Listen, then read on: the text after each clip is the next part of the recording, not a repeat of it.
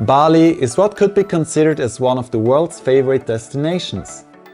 It offers so much from beautiful beaches to jungles, waterfalls, culture, food, but all this comes at a cost. Due to Bali's very well-deserved success, the island has now become flooded with tourists. Once called a serene island, now it has become a hotspot for travelers, Instagrammers and vloggers. Nevertheless, if you do your research and are willing to travel the extra mile, then you will be surprised what brilliant alternatives you can find to some of the most popular spots on the island. Swastiastu, welcome back to my channel Demographic. Let's directly get started with the first place, the Aling-Aling rice terraces. These are probably the most talked about rice terraces all over Bali. The terraces are built into a valley, something they are very much admired for. Thus, a lot of tourists come here every day, and at times it can be too many. There are, however, many similar alternatives to this place. One of them are the Jatiluwi rice terraces, which are only 90 minutes away from Ubud. The moment you arrive at the fields, you will be overwhelmed of their size. In fact, they are much larger than the Aling-Aling rice terraces. Not only that, there are a lot less people who come here, so it's very easy to enjoy the idyll. Because the rice fields stretch over a few kilometers, I suggest you rent a bicycle because it makes it a lot easier to explore the area. Another alternative are the cinnamon rice terraces, which are the hideout of Bali. What is unique about this place is that you have the scenery of rice fields with Mount Agung in the background. Especially during sunrise and sunset, you will have a very good view on the volcano. Let's say you're staying in Ubud and you're really too lazy to travel too far.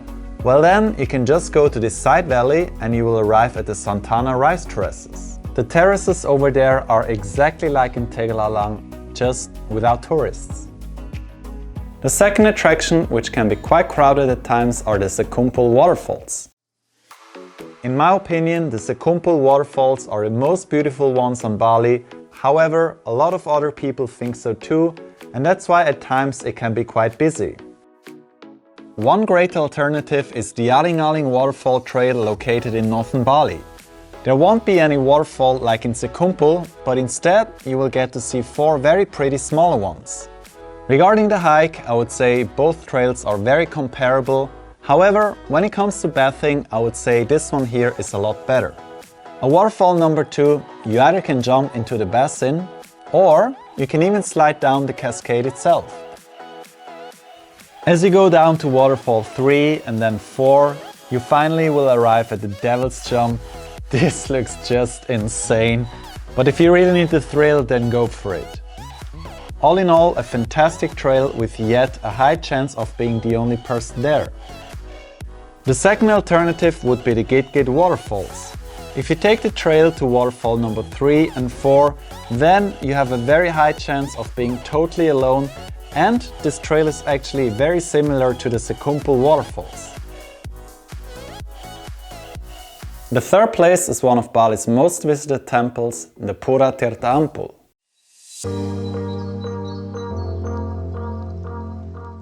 The Holy Spring Temple is one of Bali's most sacred sites. It is admired for its many fountains that sprinkle holy water, and thus at times it can be very crowded. However, only 5 kilometers away lays the Gunung Kawi Sebatu Temple.